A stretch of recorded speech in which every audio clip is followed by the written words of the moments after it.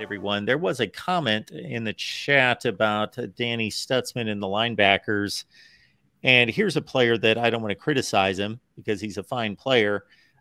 If you just look at a stat sheet, he looks like a near star player. But I know in having conversations with you and then hearing from others that we've had on that there is some room for improvement for him to tighten up his game and bring along that linebacking room with him. Yeah, no, you're absolutely right. I think he's had, from all indications, Mark, he's had just a phenomenal offseason, spring and fall camp. I think he is the clear-cut leader of that defensive room.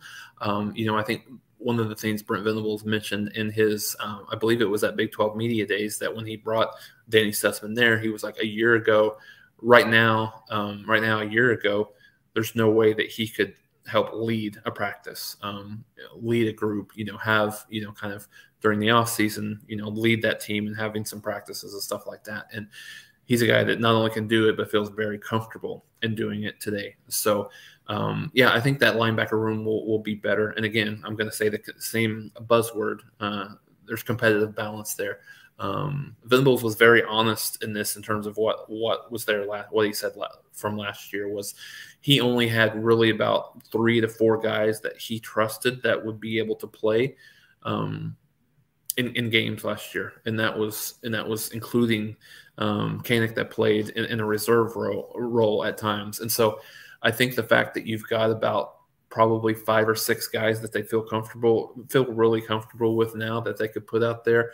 I think that helps, right? When you have kids, and this was not necessarily unique to the linebacker position, Mark, but you had guys throughout the roster that didn't have that same competitive balance, so competitive depth, I should say. So a lot of guys were playing more snaps than they should have, and that's a lot of the reason why they got run down late in games and certainly late in the season. But no, I think this linebacker group has the opportunity to be a lot better. I think right now, obviously, you've got Stutsman and Kanik as your two starters, and then kind of depending on what defense Oklahoma's in, they'll have a third. I think you're going to see Kobe McKenzie come in and play some. Kip Lewis will come in and play some. He's a little bit light in terms of what they would, where they would like him, but I think he's there and he'll get to play. And so you've got some additional kids that may have an opportunity to play as well in terms of just looking at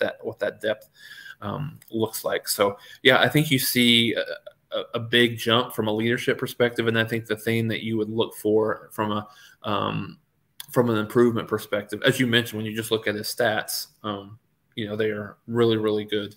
But I think the one thing that he struggled and got lost a little bit in times was in pass coverage a year ago. At times overran some plays and, wasn't able to kind of make that one-on-one tackle. And you can chalk some of that up to fatigue, and chalk some of that up to, maybe a little bit of inexperience, but I think he's, from all indications, he's a lot better and a lot more comfortable, in dropping in pass coverage, and certainly the one-on-one tackles will remain to be seen exactly how much improvement you see out of there as well.